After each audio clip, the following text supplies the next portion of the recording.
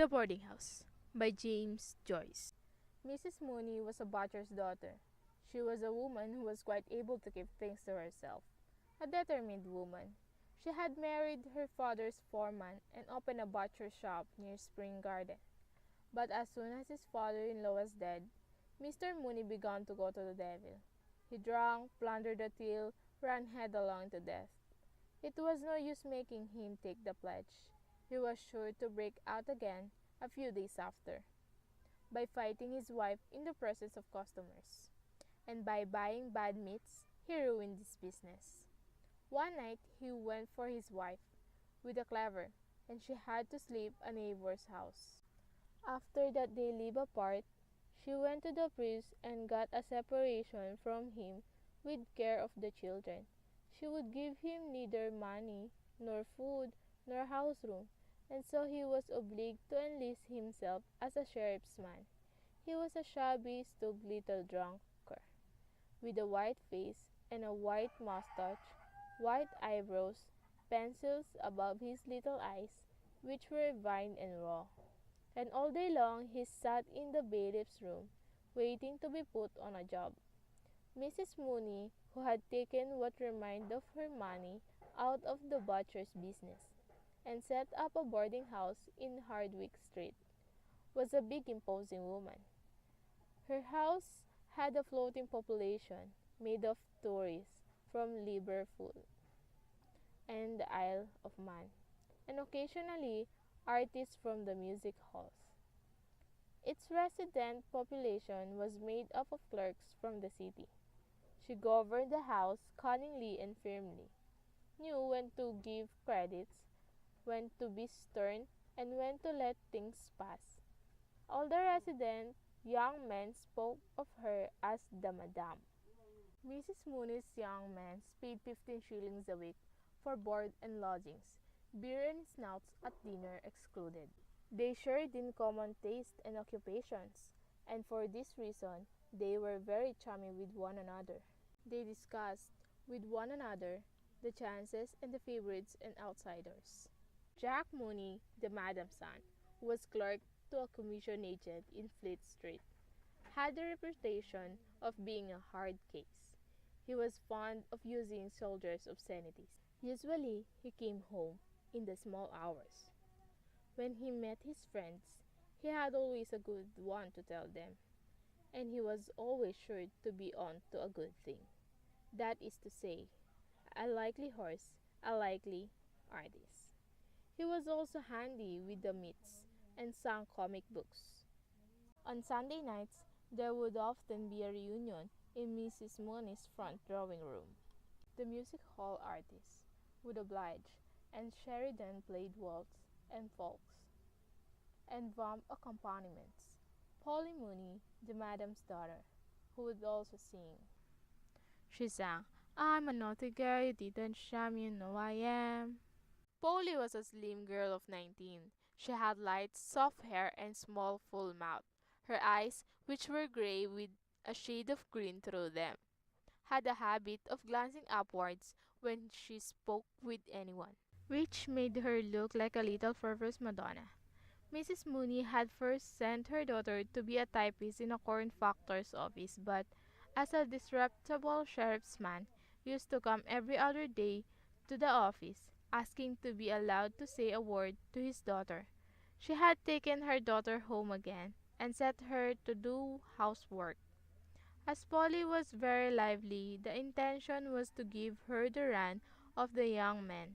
Besides, young men like to feel that there is a young woman not very far away. Polly, of course, flirted with the young men, but Mrs. Mooney, who was a shrewd judge, knew that the young men were only passing the time away. None of them meant business. Things went on so for a long time, and Mrs. Mooney began to think of sending Polly back to typewriting, when she noticed that something was going on between Polly and one of the young men. She watched the pair and kept her own counsel. Polly knew that she was being watched, but still her mother's persistent silence could not be misunderstood.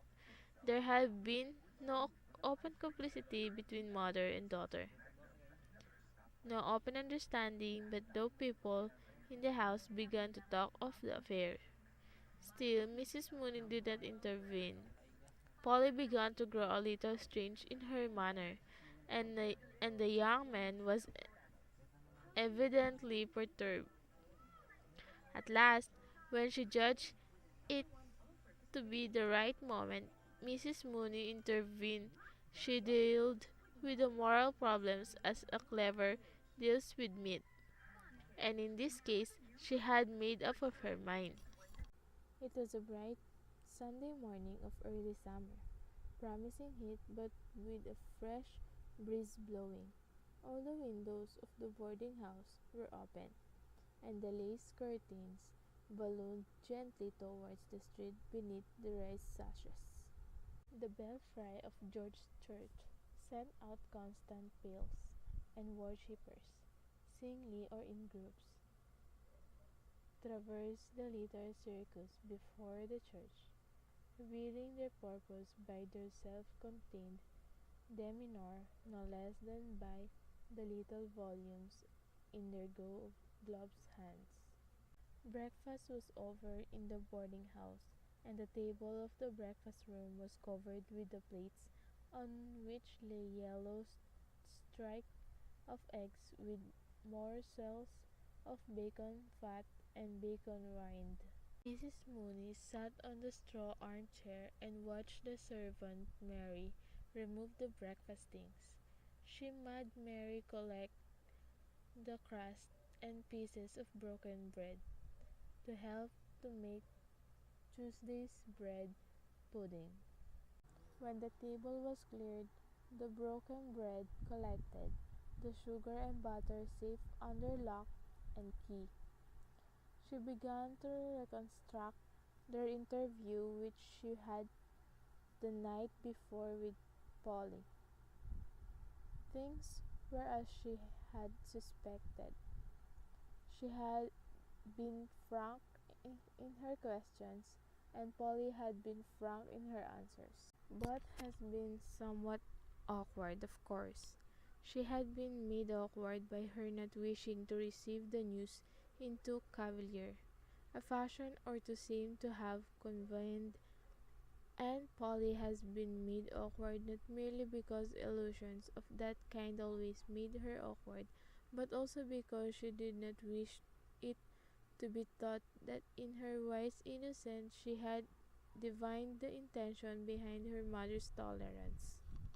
Mrs. Mooney glanced instinctively at the little gilt clock on the mantelpiece as soon as she had become aware through her reverie that the bells of George's church had stopped ringing.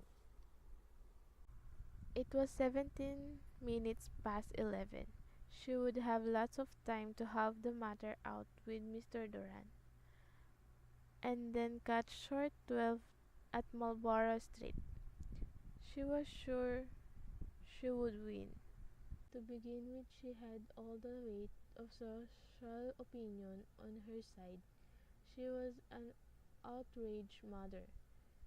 She had allowed him to live beneath her roof, assuming that he was a man of honors, and he had simply abused her hospitality. He was 34 or 35 years of age, so that youth could not be pleaded as his excuse, nor could ignorance be his excuse, since he was a man who had seen something of the world. He had simply taken advantage of Polly's youth and inexperience that was evident. The question was, what reparation would he make? There must be reparation made in such case. It is all very well for the man. He can go his ways as if nothing had happened, having had his moment of pleasure. But the girl has to bear the brunt. Some mothers would be content to patch up such an affair for a sum of money. She had no cases. She had known cases of it, but she would not do so. For her only one reparation could make up for the loss of her daughter's honor marriage. Mr. Duran was very anxious indeed this Sunday morning. He had made 2 attempts to shave, but his hand has been so unsteady that he had been obliged to desist. 3 days reddish beard fringed his jaw, and every 2 or 3 minutes a mist gathered on his glasses so that he had to take them off and polish them with his pocket handkerchief. The recollection of his confession of the night before was a cause of acute pain to him. The priest has drawn out every ridiculous detail of the affair, and in the end had so magnified his sin that he was almost thankful at being afforded a loophole of reparation. The harm was done. What could he do now but marry her or run away? He could not brazen it out. The affair would be sure to be talked of, and his employer would be certain to hear of it. Dublin is such a small city. Everyone knows everyone else's business. He felt his heart limp warmly in his throat as he heard in his imagination old Mr. Leonard calling out in his rasping voice, "Send Mr. Duran here, please." All his long years of service gone for nothing, all his industry and diligence thrown away. As a young man, he had shown his wild oats. Of course, he had boasted of his free thinking and denied the existence of God to his companions in public houses. But that was all past and done with, nearly. He still brought a copy of Reynolds' newspaper every week, but he attended to his religious duties, and for 9/10 of the year lived a regular life. He had money enough to settle down on. It was not that, but the family would look down on her. First of all, there was her disreputable father, and then her mother's boarding house was beginning to get a certain fame. He had a notion that he was being had. He could imagine his friends talking of the affairs and laughing. She was a little vulgar. Sometimes she said, "I sin," and if I had known, but what would grammar matter if he really loved her? He could not make up his mind whether to like her or despise her for what she had done. Of course, he had done it too. His instinct urged him to remain free, not to marry. Once you are married, you are done for, it said. While he was sitting helplessly on the side of the bed, in shirt and trousers, she tapped lightly at his door and entered. She told him all, that she had made a clean breast of it to her mother, and that her mother would speak with him that morning. She cried and threw her arms around his neck, saying, "Oh, Bob, Bob, what am I to do? What am I to do at all?" She would put an end to herself, she said. He comforted her feebly, telling her not to cry, that it would be all right, never fear. He felt against his shirt the agitation of her bosom. One night, when he came in very late, it was she who warmed up his dinner.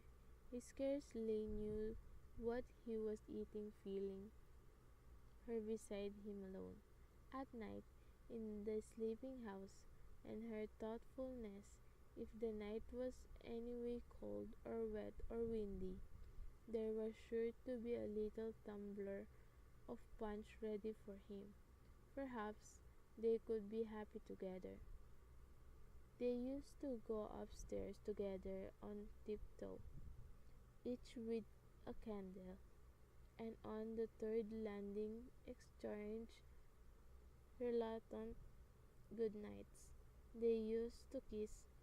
He remembered well her eyes, the touch of her hands, and his delirium. But the delirium passes. He echoed her praise, applying it to himself. What am I to do? The instinct of the celibates warned him to hold back, but the sin was there. Even his sense of humor told him that reparation must be made for such a sin. While he was sitting with her on the side of the bed, Mary came to the door and said that Mrs. wanted to see him in the parlor. He stood up to put on his coat and waistcoat, more helpless than ever. When he was dressed, he went over to him to comfort her. It will be all right, never fear. He left her crying on the bed and moaning softly. Oh my God. Going down the stairs, his glasses became so dim with moisture that he had to take them off and polish them. He longed to ascend through the roof and fly away to another country, where he would never hear again of his trouble. And yet, a force pushed him downstairs, step by step. The implacable faces of his employer and of the madam stared upon his discomfiture. On the last flight of the stairs, he passed Jack Mooney, who was coming up from the pantries nursing 2 bottles of Bass. They saluted coldly, and the lover's eyes rested for a second or two on a thick bulldog face and a pair of thick short arms. When he reached the foot of the staircase, he glanced up and saw Jack regarding him from the door of the return room. Suddenly, he remembered the night when one of the musical hall artists, a little blonde Londoner, had made a rather free allusion to Polly. The reunion has been almost broken up on account of Jack's violence. Everyone tried to quiet him. The music hall artist, a little paler than usual, kept smiling and saying that there was no harm meant. But Jack kept shouting at him that if any fellow tried that sort of a game on with his sister, he'd bloody well put his teeth down to throat, so he would. Polly sat for a little time on the side of the bed, crying. Then she dried her eyes and went over to looking glass. She dipped the end of the towel in the water jug and refreshed her eyes with the cool water. She looked at herself in profile and read just a hairpin above her ear. Then she went back to the bed again and sat at the foot. He regarded the pillows for a long time, and the sight of them awaked in her mind secret, amiable memories. She rested the nape of her neck against the cool iron bed rail and fell into reverie. There was no longer any perturbation visible on her face. She waited on patiently, almost cheerfully, without alarm, her memories gradually giving place to hopes and visions of the future. Her hopes and visions were so intricate that she no longer saw the white pillows on which her gaze was fixed or remembered that she was waiting for anything. At last she heard her mother calling. She started to her feet and ran to the banister. Polly, Polly. Yes, Mama. Come down. Dear Mr. Duran wants to speak to you. Then she remembered what she had been waiting for.